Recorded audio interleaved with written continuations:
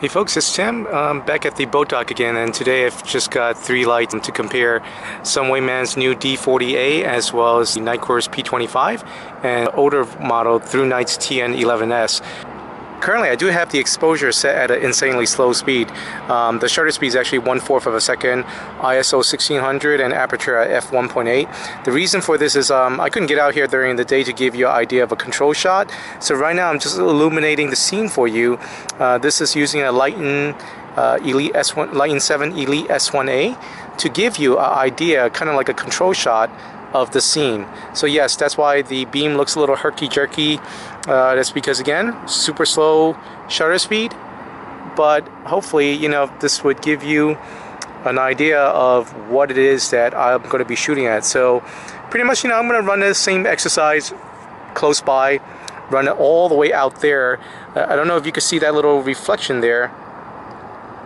Right there, like when I shine down, there's a little reflector there.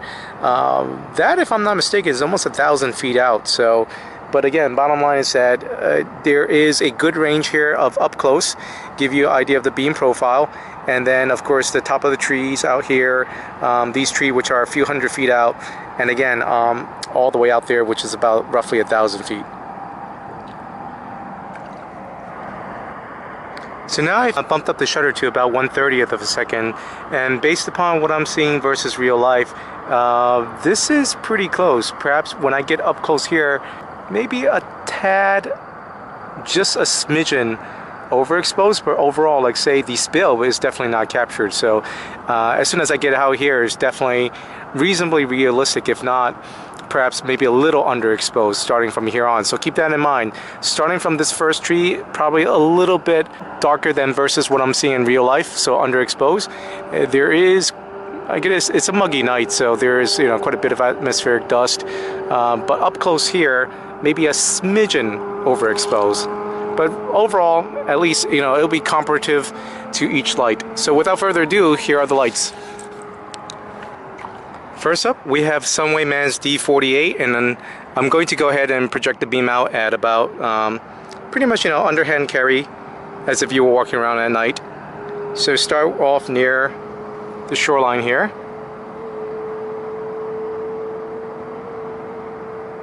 And the Sunwayman D40 does have a texture reflector, but even so, because it is relatively large for its size, meaning it still features pretty decent throw, as you can see, getting out there to the treetops.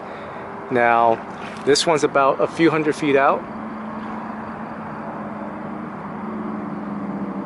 and getting you even further out. And as you can see, there's not, because of that orange peel reflector, it isn't a severely intense hot spot once it gets projected out there.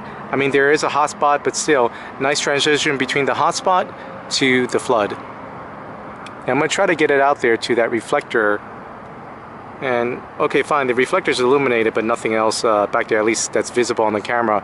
In real life, I am able to make out somewhat, but let's just say, I suppose, okay, if a person was standing there, I would be able to make it out with the naked eye. But unfortunately, like I said, the camera's just not sensitive enough to capture that. So I'm going to come back to the shoreline again here, starting at the base of the tree.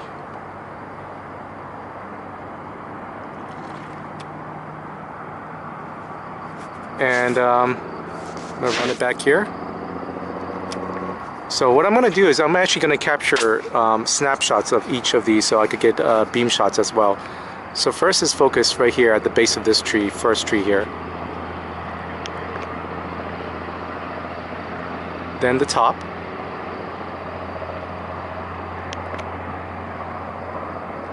Then I would say out there to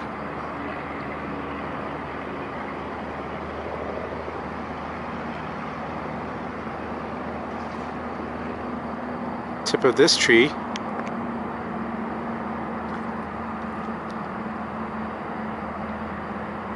And then finally the last tree here.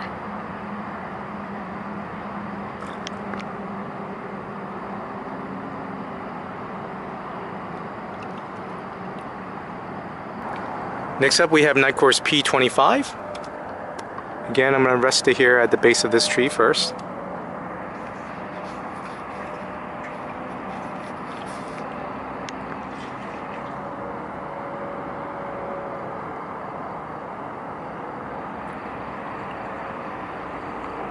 Now you may ask, like, why did I compare these specific lights? Well, because first of all, they all have the same diameter head and relatively the same depth of reflector.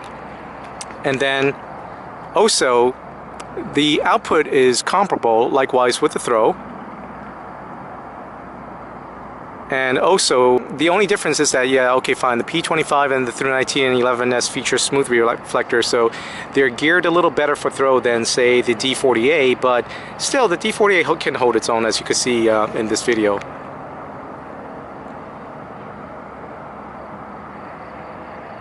And finally, this is at that last tree out there before it really hits off into the distance.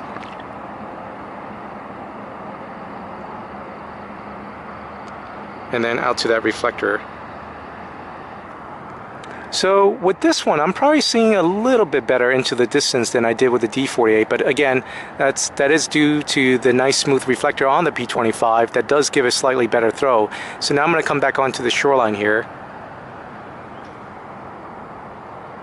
But as can be seen, the spill is not as good as the D40A.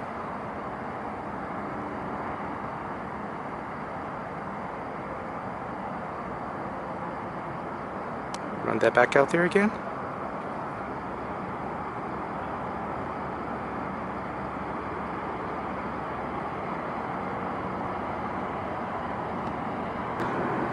And last but not least, we have ThruNite's TN11s. And this is with the underhand grip at the base of the tree there, I should say. I'm going to cast that up to the top of the tree there. Oh, sorry, let me grab a shot first.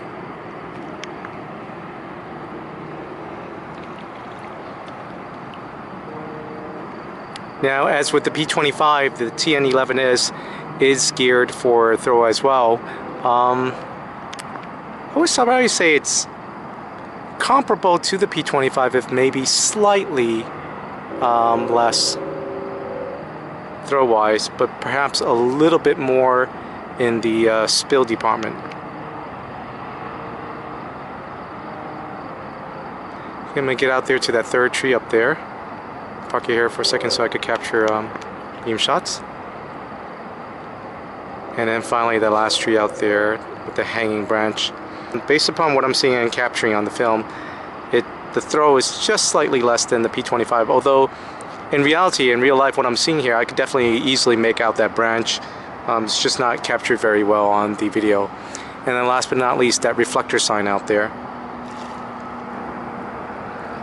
So as you can see, all three lights can do the job, at least, you know, up to these distances. In a future video, I would try to get one that is like the two-cell thrower comparisons in the near future. But hopefully, you know, again, this will give you an idea of these three lights in terms of throw. I'm actually going to throw in also TaoTronics TF01, which I recently got for review, just to see what it can do versus these guys. So the TF01 is currently running on a single lithium-ion cell. It is a AA size light, and it can run on nickel metal hydrides or standard alkaline, as well as the lithium-ion cells, but only in one cell factor. Whereas if it's two cells, then just, you know, alkalines or nickel metal hydrides.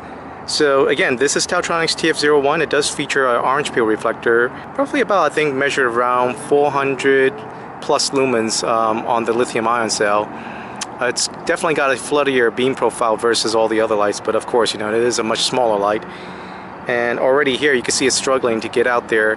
I mean, again, in real life I can make out the trees, but I don't think it's being captured very well. Let me just grab a snapshot here. Likewise, again, back at the base of that tree there. It's definitely got a much more floodier beam profile. Of course, you know, owing to the smaller reflector. And pretty much by these third trees out there, especially the hanging branch, you just really can't make it out. So I'm not even going to bother with the shots. As for the reflector, yes, I am able to illuminate it, but you know, of course, it's reflective in nature, so. Out to 1,000 feet, I'm really not making out much, and of course my eyes are dark adapted by now, so, but again, in all fairness, it wasn't designed for those distances, you know, but it is a great EDC light that, you know, provides a nice floody beam profile that's very usable, as can be seen, you know, in the up-close shots here. that wraps up this short Comparo vid, and like I said, hopefully I'll get out more Comparo vids in the future. Thanks again for watching.